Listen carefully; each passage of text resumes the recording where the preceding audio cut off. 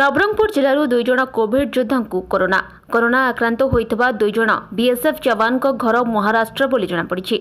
छुट्टी फेरिबा परे उभय बीएसएफ जवान क्वारंटाइन केन्द्र रे थिले।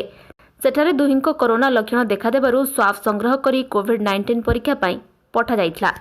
2 जण जवान को कोरोना रिपोर्ट पॉजिटिव आसीछि। तेबे एहा पूर्वरु भी जिल्लारू 7 जण जवान कोरोना पॉजिटिव चिन्हट होइतले।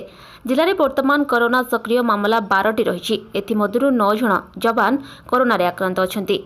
राज्य में आज पुणी 210 जण कोरोना पॉजिटिव चिन्हट होगा फल एवं राज्य में मोट आक्रांतों संख्या 5962 को वृद्धि पाइथिबा नै राज्य सूचना और लोकसंपर्क विभाग पक्षरु सूचना दिया जायछि। एमानक भितरु 36 जण स्थानीय संक्रमित थिबा बेले अवशिष्ट 174 जण संगरोध केन्द्र बोली जଣାपड़ी। आज 18टी जिला को ए सबु आक्रांत चिन्हट होइतबा जଣାपड़ी। नवरंगपुर लिंगराज विषय को रिपोर्ट गूगल न्यूज।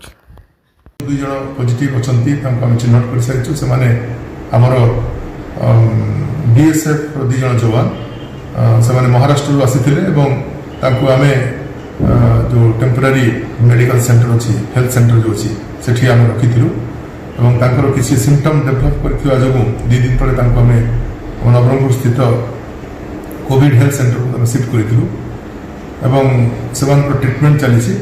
एवं या पूर्व आउ 10 जन आमर चिन्हट होते से ट्रिटमेंट चली समस्त स्वास्थ्य व्यवस्था स्टेबल अच्छी और स्वास्थ्य उन्नति परिलक्षित होछि। अधिक खबर जानापे आम गूगल न्यूज चैनल को सब्सक्राइब करंतु, लाइक करंतु एवं शेयर करंतु।